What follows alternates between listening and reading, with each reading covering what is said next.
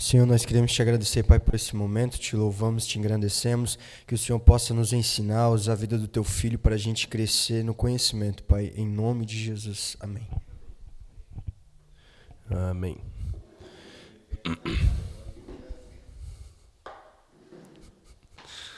Então, não quero que esse papo entre nos altos, né? Vamos suprimir essa coisa aí.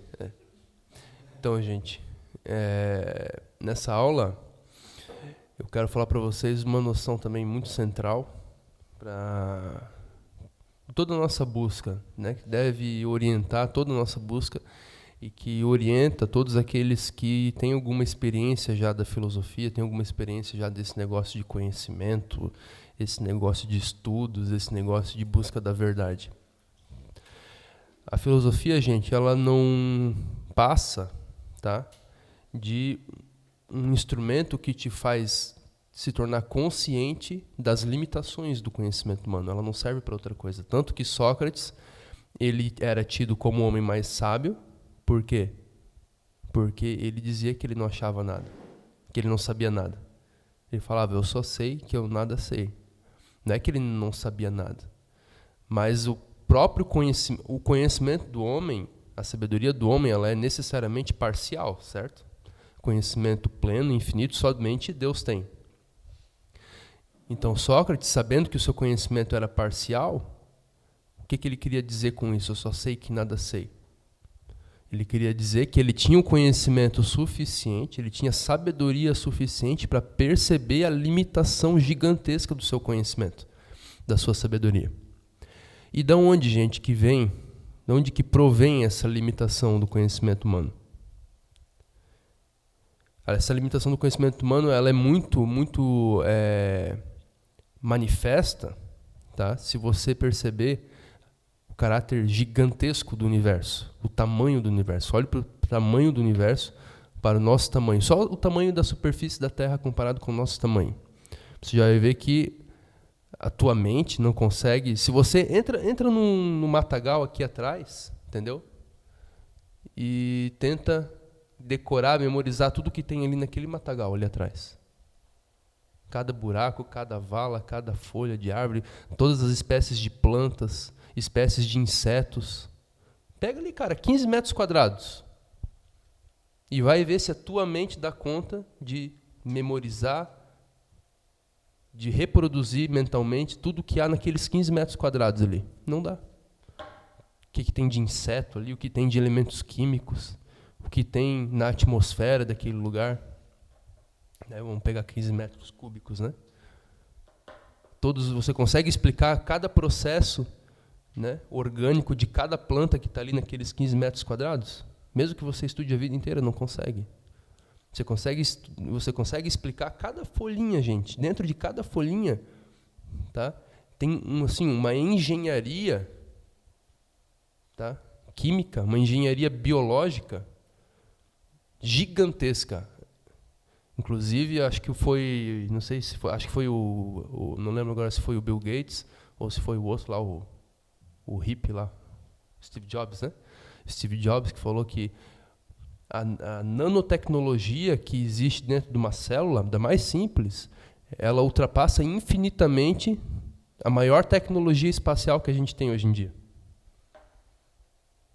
É engenharia nano, né? Nanotecnologia, nanoengenharia, né? Submolecular que se chama, né? Intramolecular, uma coisa assim. Enfim, o mundo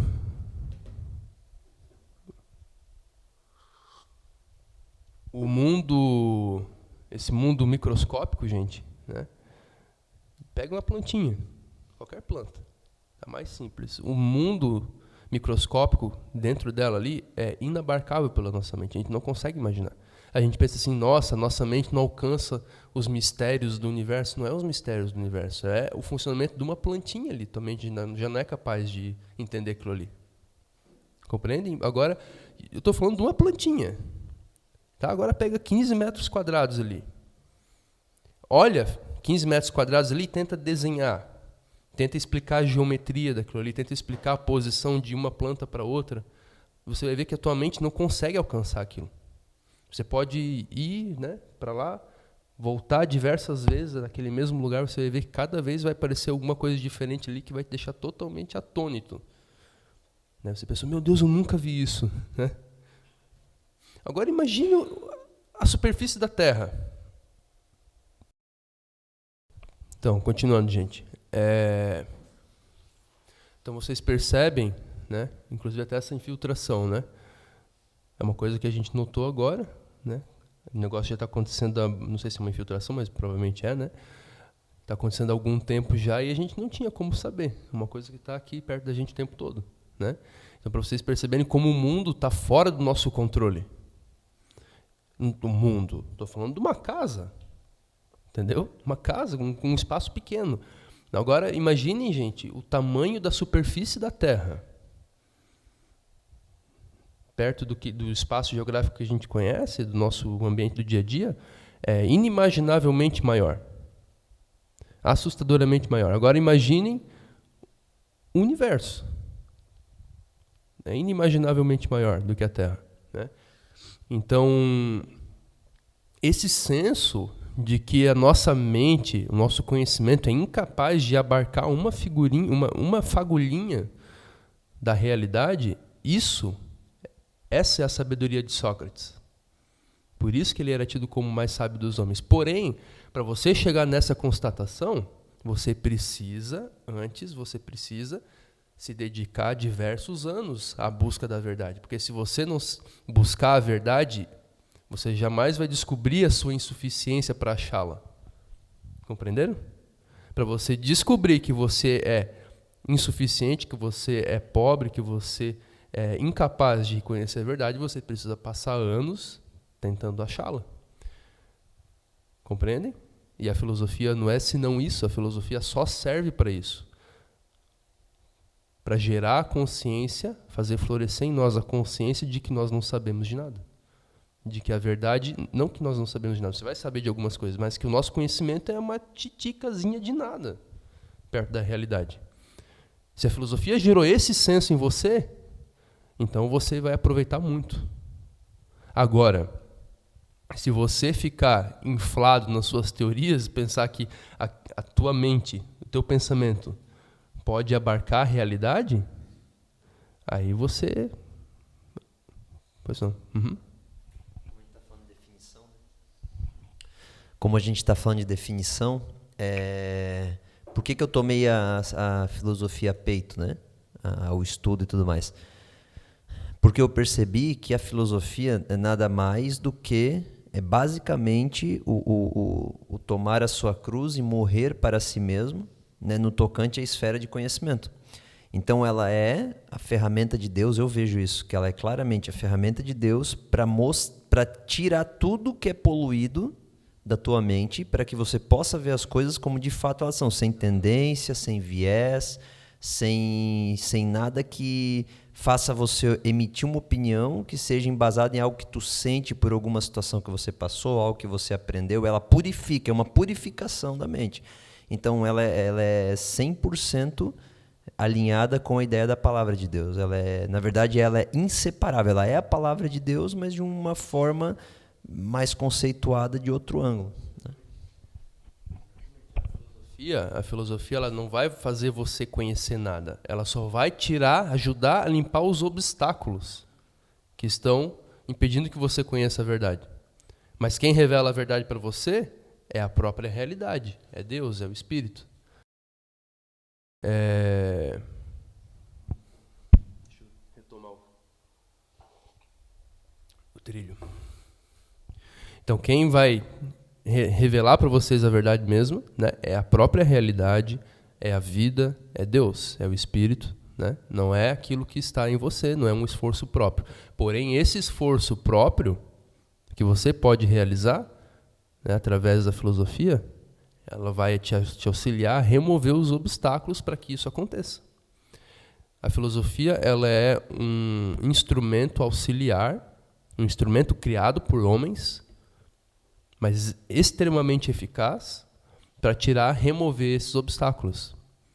É comparável, por exemplo, a toda a ciência que existe aqui por trás da aparelhagem de som, de louvor, de música. Compreende? Ouça isso, Diogo. Né? Eu estou comparando a filosofia, ela é técnica humana, né? Você ia tá prestando atenção ali, né? Não?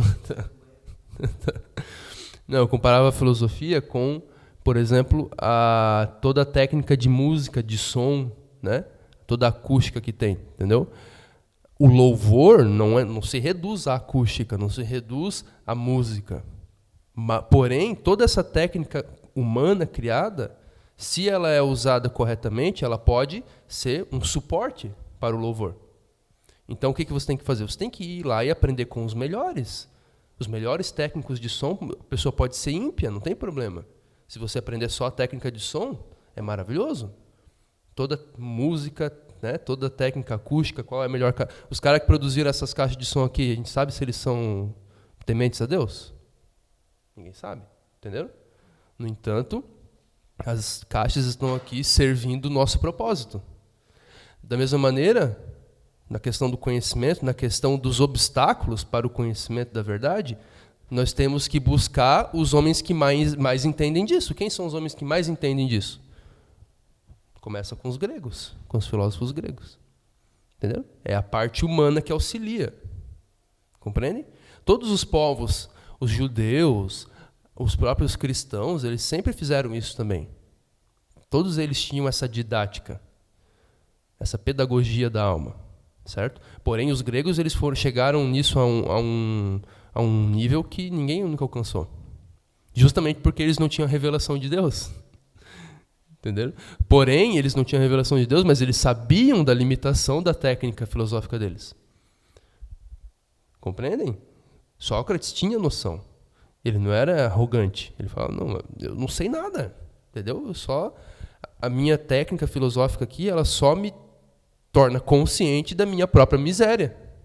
De que se eu tenho alguma verdade dentro de mim, se eu passo a conhecer qualquer verdade, é porque o ser me revelou. E no minuto posterior eu já esqueço.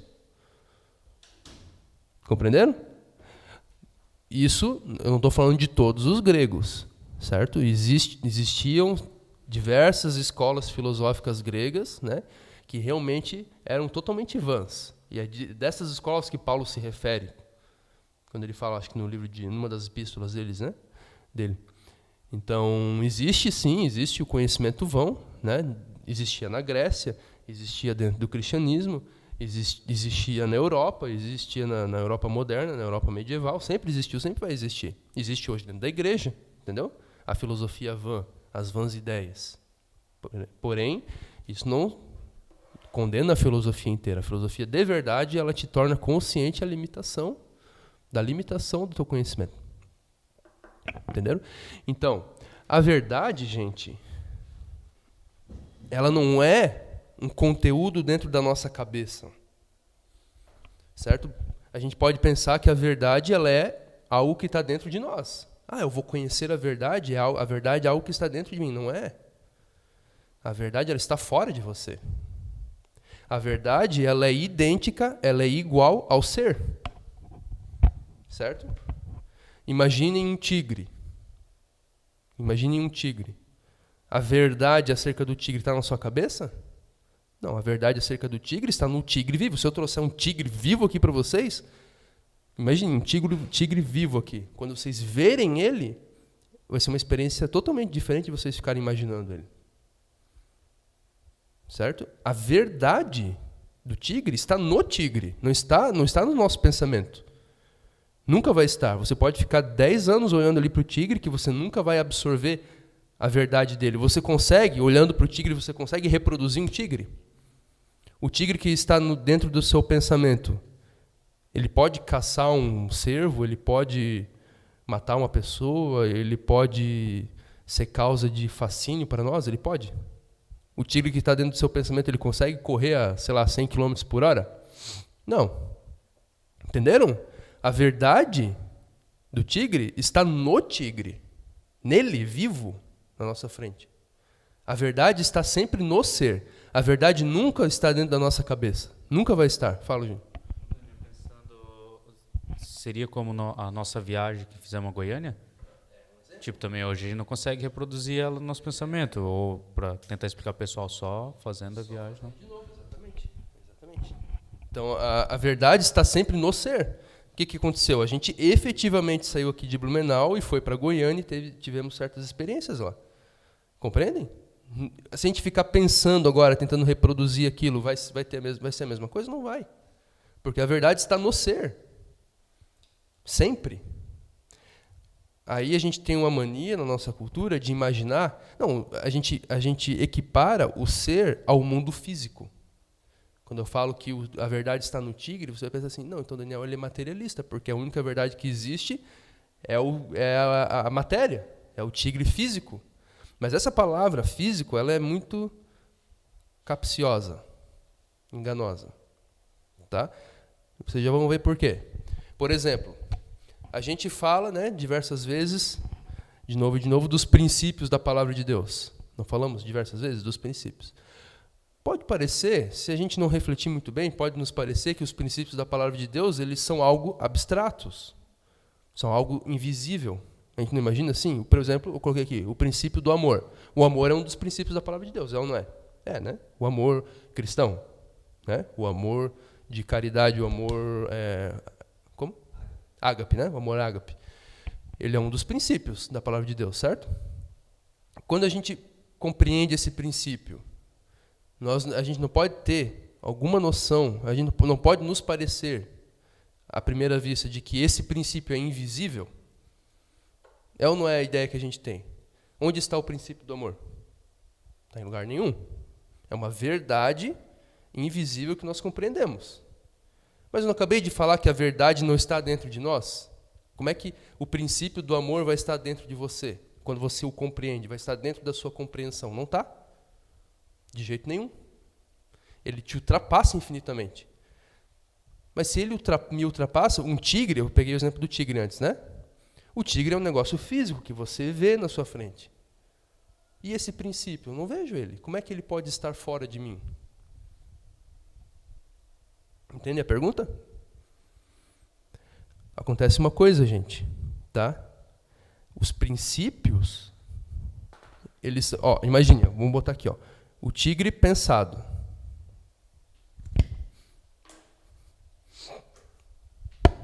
Imagine, o tigre pensado, o tigre real, certo? O tigre pensado, ele tem menos realidade do que o tigre real. Não tem? Você pega o tigre que está na sua mente e depois pega o tigre real. Você vai ver que tem bastante diferença. O tigre real coloca um medo que o tigre da tua cabeça não coloca. Entendeu? Vai fazer carinho no tigre real para você ver o que acontece. No bigodinho do tigre, né? Tá. O tigre de pensamento e o tigre real. Então, a gente percebe que os entes, aqui vamos colocar assim, entes de pensamento, tá? Entes de pensamento. Esse tigre do nosso pensamento, ele é o que a gente chama de ente de pensamento, tá? Agora existe o ente concreto, que é o tigre real. Ele transcende o nosso pensamento, certo? Porém, existe algo que é mais concreto e mais real do que o mundo físico, que são os princípios.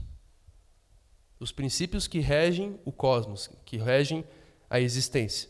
Eles não estão mais para o lado do pensamento, eles estão aqui abaixo. Eles são mais reais do que as coisas físicas. O mundo físico é um resultado desses princípios. Por exemplo, Deus não é espírito somente. Quer dizer, Deus é espírito, mas ele não é espírito no sentido que a gente imagina. A gente imagina espírito como algo invisível, simplesmente, algo que é etéreo, que não tem corpo. Não é isso. Deus é o princípio do qual todas as coisas surgem. Entenderam? Então, Deus, ele é mais físico do que eu, muito mais. Porque a minha natureza física, a consistência da minha natureza física está enraizada em Deus. Então Deus, ele é mais físico do que eu, ele tem mais corpo do que eu. Compreendem isso? Então, o mundo dos princípios, ele não está... Tudo bem, Patrícia? Então, os princípios, a gente imagina, prestem muita atenção, gente. A gente imagina que os princípios estão na esfera do pensamento, porque eles são invisíveis, como os nossos pensamentos, tá? Mas eles não estão abaixo do mundo físico. Não estão no mundo do pensamento, eles estão além do mundo físico. Eles são mais físicos do que o mundo físico. Entenderam? Tá, e agora? Beleza, o princípio, né, por exemplo, o princípio do amor. O Daniel está falando que ele é mais físico do que o mundo físico. Mas onde que está o princípio do amor, então? Se ele é mais físico do que o mundo físico, ele tem que ser visível também. Certo? Ele tem que ser mais do que visível, mas ele tem que ser visível também. Onde está o princípio do amor? Está no Verbo encarnado, Jesus. O Verbo encarnado, ele é exatamente isso daqui. Ele está para além do mundo físico. Ele se manifesta no mundo físico, mas ele está para além. Toda a plenitude de Deus, a Bíblia não fala que toda a plenitude de Deus está no Verbo divino, no Filho, não está? Então, Jesus, o Verbo divino, ele é esse princípio encarnado. Compreendem? Entenderam isso? Ele está para além do mundo físico. Tanto que o mundo físico não pode limitá-lo. Tanto que ele passa pelas paredes quando ele quer. Compreende? Porque ele está nesse nível aqui, ó, que está para além do mundo físico. Ele é mais real do que o mundo físico. Entenderam isso? Por isso que quando ele ressuscitou, ele entrou plenamente nesse nível aqui. Aqui, digamos, é o ente, são os entes espirituais, né? Eu queria falar então que dentro desse conceito que, por exemplo, um ato de compaixão, um ato de misericórdia no caso o ser do amor, né? Sim, aí você está compartilhando. O princípio do amor está em Cristo, e ele é mais real do que o mundo físico, ele é mais real do que qualquer ente de pensamento ou qualquer ente concreto. Ele é mais real, tá? Mas quando você partilha, quando você compreende aquilo, você tem aquela coisa que a gente chama de revelação, né? Ativa essa revelação. Ou quando você age de acordo com aquele princípio, você está compartilhando da realidade de Cristo. Mas ela ainda está lá fora de você. Por isso que nós somos sempre miseráveis. Por isso que Sócrates falava, eu só sei que nada sei. Por isso que a filosofia, o objetivo dela é nos levar até esse ponto, de perceber que a gente é insuficiente. Por quê? Porque nós podemos compartilhar da verdade, nós podemos sabê-la parcialmente, nós podemos em certos momentos agir de acordo com ela, ter essas revelações. Mas ela sempre vai nos transcender. Nós não conseguimos retê-la. Nós não temos a sua propriedade. Ela nunca é nossa. Ela está sempre fora de nós e para a gente chegar a ela de novo, ela tem que se apresentar a nós novamente. Senão nós não temos como chegar a ela. Ficou claro? Então, quando você faz um ato de compaixão, você está agindo de acordo com o princípio do amor. Você está compartilhando, porque você tem o seu espírito também, você também é espírito, entendeu? Você pode acessar a realidade de Cristo. Mas em você, a compreensão da compaixão, do amor, em você, ela é irreal. Ela é ilusória só. A fonte da qual você bebeu, aquela verdade é real. É Cristo, ela é real. Mas aquela verdade, tal como ela está dentro de você, ela é irreal, se separada da sua fonte, entendeu? Jesus, quando chama ele de bom, ele fala, bom somente ao Pai. Exatamente. Exatamente. Eu não sou bom. Por que me chamas de bom? Por que me chamas de bom? Né? Fala, bom mestre, por que me chamas de bom? Bom é só o Pai, porque o Pai, ele é a fonte de todas as coisas. Ele é o princípio, entendeu? Então, nem Cristo, nem os entes espirituais são a fonte do bem. Eu coloquei esse nível aqui. Além desse nível aqui, tem o infinito, o ser. Infinito, tá? Assim, infinito. Aí é o Pai. Entendeu? Então, Você vê que o Pai, ele é a raiz dos entes espirituais, do Verbo divino, os quais são aqui tem todos os princípios, né, da verdade, do amor, da sabedoria, da obediência, blá blá blá, todos aqueles que a gente conhece, né, e estamos conhecendo. E eles são a raiz do mundo físico, os quais são a raiz do nosso pensamento.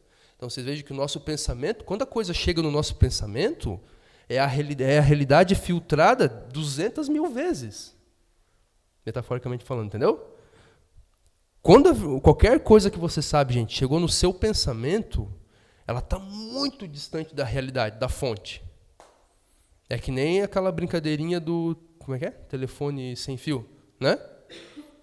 É muito ilustrativa essa brincadeira, entendeu? Conforme você vai... Alguém não sabe o que é isso? Todo mundo sabe, né? Conforme a informação vai passando, ela vai o quê? Se corrompendo, mudando. Entendeu? Então, conforme a verdade vai descendo do infinito, né? Passa pelo mundo espiritual, pelo mundo concreto, e vai chegar no nosso pensamento, entendeu? Quando ela chega no nosso pensamento, cara, ela está muito distante. Não quer dizer que nós estamos errados, mas quer dizer que é muito insuficiente.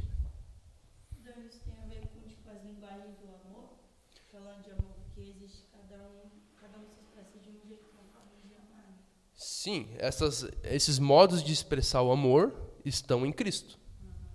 Entendeu? O princípio do amor é um, mas existem diversas formas de manifestá-lo. Eles se manifestam onde, Vitória? No mundo físico. Então, se a gente fosse pensar assim, vamos por princípio, Deus criou o mundo e eu acredito que ele com certeza fez com amor, que ele fez, só que a gente teria que manifestar esse amor com o tempo, ou descobrir, despertar algo assim. Exatamente, as duas coisas. As duas coisas, porque Deus é infinito, você nunca vai descobri-lo 100%. A revelação do amor que você teve ontem é insuficiente para hoje. Sempre vai ter mais. É isso que eu estava falando. Se a gente não beber da fonte o tempo todo, a gente vai ficar só com aquilo que a gente acha que sabe do amor. Aí acabou, aí você morreu.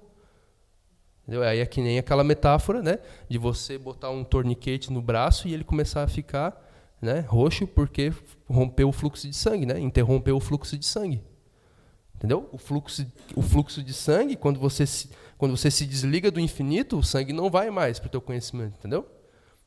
Por isso que aí que está o erro dos teólogos, que acham que sabem a respeito de Deus, não sabem nada. Porque eles estão tudo que eles sabem é aqui, gente, ó, no pensamento, entendeu? Deixa eu falar uma coisa interessante que me veio agora. Mas enfim, tem uma questão também que você falou que a manifestação do amor é infinita, né? E eu não lembro onde agora, eu estava sentado com uma pessoa e ela estava conversando comigo. E, por exemplo, assim, a manifestação de amor na adoração que Deus colocou no coração do homem, ela é infinita. Né? Então, por exemplo, se a gente pega 40 anos atrás, a gente vai ver ela expressa, por exemplo, nos hinos da harpa, né, que foram feitos. Mas à medida que a cultura foi mudando, existe aquilo que a Bíblia chama de novos cânticos. O que são os novos cânticos? São as novas revelações e formas de adoração que Deus colocou dentro do coração do homem. Né? Cada uma para um momento, porque essa revelação ela é constante e ela jamais vai parar. Né?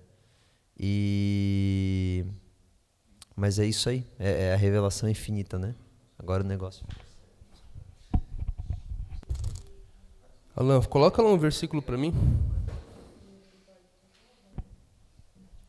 É Atos 7:48, tá, Alan? Ó, Deus não, o Altíssimo, Deus, ele não habita em templos feitos por mãos de homens, como diz o profeta. Deus não habita em templos feitos por mãos, certo? Agora, a gente pode imaginar, quando a gente lê esse versículo, né, que é o templo físico, certo? Mas nós construímos templos dentro de nós para que Deus more lá. O nosso Deus, o Deus da Bíblia. Nós construímos templos para Ele. O que são esses templos que nós construímos para Deus? Não são só templos físicos. Nós construímos altares para Deus. Mas a Bíblia fala para não construir altar para Ele, porque Ele não habita lá. O que são esses altares? São os conceitos que nós pensamos que resumem Deus, que nós pensamos que alcançam o que Deus é. É o nível do pensamento, como eu coloquei aqui. que está abaixo do nível da realidade, certo? Quando você reduz a realidade de Deus para um conteúdo do seu pensamento, você criou um templo para Deus dentro de você. Mas Deus não habita ali, a palavra dele diz. Compreenderam? Tudo aquilo, por exemplo, estou me referindo de novo a, por exemplo, um teólogo, um pastor, alguém que acha que entendeu alguma coisa. Entendeu? Se o cara achou que entendeu alguma coisa, mas ele não se coloca humildemente diante da verdade todo dia para aprender mais e para ser corrigido, ele entrou nisso. Ele criou um templo para Deus com o pensamento dele. E Deus não habita ali de jeito nenhum. Então ele criou um ídolo, ele fez de Deus um ídolo. Entende isso? Os teólogos que ficam lá discutindo, né, sobre predestinação, não sei o quê, cara, eles estão criando um ídolo para eles. Deus, eles transformam o Deus em ídolo. O Deus da Bíblia em ídolo. Compreendem? Por quê? Porque Deus não habita em templos feitos por mãos de homens. Então, toda vez que você perde esse senso de que a verdade está na realidade, que a realidade mesma tem que te revelar o tempo todo a verdade. Você não consegue jamais retê-la na sua cabeça. Nunca. Nunca. Então, eu até tenho um pouco de contrariedade, gente, repulsa, de escrever o que eu entendo. Porque eu sei que amanhã eu já vou entender outra coisa. Não estou dizendo que é errado, né? Mas é muito insuficiente você anotar. Entendeu? Porque, cara, amanhã eu vou saber outra coisa já. O conhecimento é vivo. Entenderam? O que adianta eu anotar? Aquilo que eu anotei ali, o que você anotou é importante para você, para te remeter àquela realidade espiritual, para que você, de novo, acesse ela. Entenderam? Aí sim, aí beleza, é ótimo. Tá? Porém, existe um perigo de nós imaginarmos que a realidade, que a verdade está resumida naquela nota, naquela expressão verbal. É muito fácil a gente pensar isso. Mas, cara, esquece. A verdade não está no que você percebeu, a verdade está na realidade. Para você perceber, para você saber a realidade de novo, você não pode se referir àquilo que você pensou ontem. Você tem que se referir à realidade de novo, você tem que olhar para o objeto de novo. Entenderam? Você tem que estar lá na presença do Espírito Santo de novo, você tem que estar lá na presença de Deus de novo, você tem que olhar para Deus de novo. Entenderam? Então, se você não faz isso, você criou um templo para Deus dentro de você. Entenderam? Com o seu pensamento, com aquilo que você acha que sabe. E a filosofia ela é maravilhosa para te fazer perceber isso. Entenderam? Não tem, por exemplo, eu consigo apreciar, por exemplo, a dificuldade de você de se dirigir um carro de Fórmula 1. Eu, Daniel, eu imagino que seja difícil. Né? O Alan está lá com a camisa da Fórmula 1, né? McLaren. Né? É por isso que eu me lembrei. Então, eu consigo imaginar a dificuldade de dirigir um carro de Fórmula 1? Não consigo. Eu até posso tentar imaginar, mas eu não consigo. Como é que eu teria ideia da dificuldade de dirigir um carro de Fórmula 1? Tentando dirigir. Como é que você vai, assim, da mesma maneira, como é que você vai conseguir apreciar a dificuldade de conhecer as coisas? Tentando conhecer. Como é que você vai conseguir apreciar a limitação do conhecimento humano? Como nós somos pobres? Indo e tentando descobrir as coisas. Então a filosofia ela serve justamente para isso. O cara que ficou a vida inteira lá tentando buscar as verdades, e ele percebe que ele é insuficiente. E ele percebe que ele tem que se colocar sempre diante do ser, para que o ser revele a verdade a ele. Entenderam? A filosofia serve para isso, para te tornar consciente. Não é para você imaginar, é para você ver na experiência. Entendeu? Como você precisa se colocar diante da realidade para que ela fale para você. Aí você vai tirar muito proveito.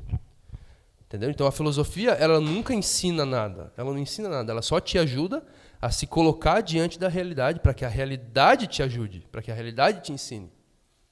Então, vamos trazer isso de novo para o nosso assunto da felicidade, do autoconhecimento. para que nós nos conheçamos a nós mesmos, para que a gente ache o nosso lugar no mundo, o nosso propósito em Deus, a nossa vocação, o que a gente tem que fazer? Ficar pensando? Eu passei um exercício para vocês que envolve pensar, imaginar, certo? Beleza? Só que, como eu falei, todas as notas que nós tomamos, tudo que é verbal, tudo que é raciocínio, é bom se nós termos a noção de que aquilo é insuficiente. Se ele for só um lembrete para você olhar de novo para o objeto. O necrológio, por exemplo, ele é só um lembrete para você olhar de novo para o objeto. Compreende? Então, como que você, por exemplo, no necrológico, você vai chegar à vocação da sua vida? Pensando? Não é pensando. Você vai, dia após dia, colocar em operação aquelas coisas que você colocou no seu necrológio. Aí você vai a realidade vai te revelar o que você precisa fazer. O autoconhecimento, gente, ele é dado na vida concreta, na vida de todos os dias. Ele não é dado meditando. Por isso que quando eu vejo alguém no YouTube, em qualquer lugar, falando sobre autoconhecimento, eu dou risada, porque não é assim. Tu pode levantar todas as teorias psicológicas, psicoterapêuticas, psicanalíticas. Não basta. O autoconhecimento não acontece, gente. A gente acha que, não, cara, meu Deus do céu, hoje eu estou tão feliz, eu estou tão... Você está se sentindo assim a pessoa mais bônoma, a pessoa mais calma e paciente do mundo, né? Assim, às vezes a gente não acha assim, no dia anterior o pastor pregou sobre paciência ou pregou sobre amor, aí você dorme pensando naquilo, você medita naquilo, aí você acordou, deu tudo certo, você conseguiu orar, ler a palavra, você falou com Deus, você está assim, radiante, entendeu? Aí vem alguém, pisa no teu calo, tu vai lá e dá um coice na pessoa. Não acontece isso? Por que acontece isso? Por quê? É a realidade, é a vida que mostra o nosso estado interior. A tua sujeira, ela só vai ser mostrada, por exemplo, quando a pessoa pisar no teu calo. Se ficar falando teoricamente, entendeu? Teoricamente é tudo bom. Teoricamente você é um santo. Teoricamente eu sou melhor do que o pastor, eu sou melhor do que Jesus, teoricamente. Entendeu? Teoricamente. Agora, quando pisam no meu calo, efetivamente, aí que a minha sujeira, a minha falha, a minha imperfeição é manifesta. Então, eu estou falando isso por quê? Porque é o ser, é a vida, são as experiências, são as situações concretas que vão revelar quem você é. O autoconhecimento está na vida, em viver. Aí você se conhece. Então, o que a gente precisa fazer? A gente precisa ter uma espécie de... A gente não precisa sentar e ficar buscando autoconhecimento. Não. Você só tem que desenvolver uma atenção especial para aquelas coisas que acontecem quando acontece uma situação. Compreendem? Vocês têm que estar atentos ao que está acontecendo. Para que a situação mesma te demonstre a verdade acerca de você mesmo. Também não adianta nada, tem gente que vive, né, a vida inteira e nunca aprende nada. Tem experiência de monte, mas nunca aprende nada. Por quê? Porque ela não presta atenção nas coisas que estão acontecendo. Então não adianta também ter só experiência, você precisa ter experiência, viver as situações, certo? E, enquanto você as vive, você precisa ter uma atenção muito específica, muito ligada sempre, muito viva às coisas. Entendeu? E essa atenção, a leitura de literatura de ficção, ela vai te ajudar muito. Então você precisa prestar atenção nas coisas que estão acontecendo com você. Entendeu? Mas, de novo, quem que manifesta, qual que é a maior fonte de autoconhecimento? É a vida. Entendeu? Então, se você quer descobrir quem você é, o que você deve fazer, faça. Se envolva, entendeu? Por isso que é tão importante o que a gente está vivendo aqui na igreja também. Não adianta a gente ficar trancado no quarto orando para que Deus nos revele o que Ele quer de nós. Não, cara, começa a fazer. Mete a cara. Começa a fazer. Vai errar, vai dar um monte de coisa errada, mas as situações reais vão te demonstrar a tua vocação. Entendeu? Às vezes a gente fica pensando, a gente fica pedindo para Deus, Deus me mostra como é que é. Tal. Não, cara, Deus já quer te mostrar, só que para Ele te mostrar, você tem que viver a coisa. Entendeu? Então, que fique bem firmado, né? que o autoconhecimento ele só é efetivado na realidade. Por que na realidade? Porque o ser, a verdade está no ser, como eu falei a aula inteira aqui. A verdade está no ser, não está no nosso pensamento. Então, isso é assim para o autoconhecimento, isso é assim para a busca de Deus, isso é assim em tudo na nossa vida. Então, esse princípio que eu trouxe hoje, ele serve para tudo. A sua felicidade também. Né? A gente vinha falando da felicidade, a felicidade também. Para você atingir o nível espiritual necessário para que você tenha a felicidade, tal como a gente definiu aqui ela na aula, você precisa estar sempre aberto para a realidade, para que ela te ensine. Entendeu? Por isso que eu alertei tantas vezes aqui em relação a gente ficar sonhando passivamente sobre as coisas. Sonhando com uma casa assim, com um esposo assim, com um cachorro assim, né? Diversas vezes eu alertei contra isso. Por quê? Porque tudo isso, gente, esse sonhar é pensamento só. Está separado da realidade. Os melhores sonhos que vão ser realizados na sua vida vão ser realizados sem você ficar desejando muito. Vai ser assim, você vai se envolver, a coisa vai começar a se desenrolar e pum, vai acontecer. Aí quando você perceber, meu Deus, cara, é aquilo que eu sempre quis, tá aqui, aconteceu. Entenderam? Por quê? Porque você deixou a realidade de trazer aquilo. Agora, se você ficar imaginando, né? Ah, eu quero um marido de 1,95 m de altura, que nem o Thor do filme, entendeu?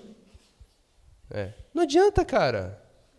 Não adianta, entendeu? Deixa a realidade falar com você. Vai lá e se envolve com aquele rapaz feioso lá, o bigodudo lá, da igreja, entendeu? Ele pode ser o teu Thor. Entenderam? Estou falando isso olhando para o Júnior. Mas é só para ser metáfora. Mas é só exemplo. Mas o princípio vocês compreendem, né? Compreenderam? Porque você pensa que você quer um homem que nem o Thor do filme, entendeu? Mas você não quer, isso é só a sua cabeça. O teu Thor pode ter 1,67. O teu Thor pode ter 1,67 de altura. Exatamente. Compreenderam, gente? Ficou claro? Ficou clara a exposição? Então o que vocês devem fazer? Oi? Praticar as coisas, exatamente. Se envolver e deixar que a vida seja o seu autoconhecimento. A experiência da vida seja o seu autoconhecimento e te mostre o que fazer. Tá? E outra coisa que vocês podem sair daqui já sabendo, esse senso que eu quero ativar em vocês, é de que nunca o que você pensa das coisas é o suficiente. Nunca. Ah, eu tive uma revelação do amor. Beleza, ótimo. Tá. Você teve essa revelação no momento que o Espírito Santo falou para você. Amanhã você já não vai saber mais. Busque de novo. Entendeu? Sim. Exatamente. Aí tem é outro problema. Por quê? Você está confundindo a voz da realidade com a voz da sua cabeça, do seu coração, do seu desejo. Aí é o discernimento do espírito que você tem que ter. Mas se você fizer isso que eu estou falando aqui, você sempre esperar da realidade, de Deus, do mundo, da experiência, que a verdade seja manifesta para você, quando o teu pensamento, o teu desejo, teu sentimento falar, você vai conseguir distinguir. Assim como a gente consegue distinguir entre um tigre real e um tigre que está na nossa cabeça, um tigre de pensamento, você vai ver nitidamente a diferença entre algo que é só o teu desejo e algo que é real mesmo. Que foi a verdade, foi a realidade que falou com você, entendeu? Porque você vai estar habituado àquilo. E a Bíblia dá um caminho para isso, né? Como é um homem. Exatamente. Envolvido a sentimentos. Exatamente. Então, como eu falei, a gente tem que se colocar diante da realidade para que ela fale conosco. Porém, a Bíblia é uma manifestação dessa realidade. Então, a Bíblia é um instrumento para que a gente se coloque diante da realidade. Igual você falou uma Entendeu? vez, no caso que você gostava da menina. Tipo, você vê se realmente é de Deus quando você se distancia da pessoa, né? E você vê que aquela paixão Era só paixão. era só paixão. Se apagar, se você se distanciou da pessoa. Só apagou, né? É. Não sente mais nada, então. Exatamente. Exatamente. É um bom balizador, exatamente. Você se você se, né? Isso, por que que Exatamente. Exatamente. Por que que eu tive esse senso de fazer isso quando me aconteceu? Eu errei em diversos aspectos, mas eu tive esse senso de fazer isso. Porque eu sei a diferença entre algo que é só pensamento e algo que é real. Eu sei a diferença. Entenderam? Então, eu me distanciei para, opa, se o negócio é arrefecer, é porque era só sentimento. Entenderam? Agora, se existe alguma força ainda que nos atraia, opa, peraí, daí não é sentimento. Aí é a realidade que está. Tem que ser, claro, tem que ser recíproco, né? Mas quando, gente, existe um ditado, eu não lembro quem que falou, foi algum escritor, eu acho que falou. Não existe amor não correspondido. O termo amor não correspondido não existe. Não existe isso. Amor é só correspondido. Se a pessoa não correspondeu a você, então não é amor. Existe uma atração de você para ela, que verte de você a ela. É uma atração. Amor é só quando é correspondido. Só quando um vai de encontro ao outro e os dois se acham. Existe uma força que atrai um ao outro. E os dois se acham. Aí é amor. Entenderam? Não existe uma pessoa amar e a outra pessoa não amar. Então não é amor. É uma atração. Compreendem? O amor é só quando existe a interpenetração das vontades. Quando há interesse mesmo, que eu já passei por situação de gostar de uma pessoa e ela falava comigo quando tinha vontade. Quando ela falava comigo, era super intensa. Mas depois passava dias sem falar comigo. Exatamente. Então, só era uma paixão da minha parte e da dela quando convia. Exatamente. Exatamente, tem isso também. Então, em todos os setores da vida, gente, tá? A gente aprender a discernir o que é o ser falando, Deus, a verdade, certo? E o que é o nosso sentimento é essencial. Essencial. Para a gente não sofrer, inclusive. Por isso que eu falei, isso toca, tange ao assunto da busca da felicidade que a gente vinha tratando. Compreendem? Ficou claro? Então, amém. Vamos fazer uma pausa de 10 minutos. Fechou?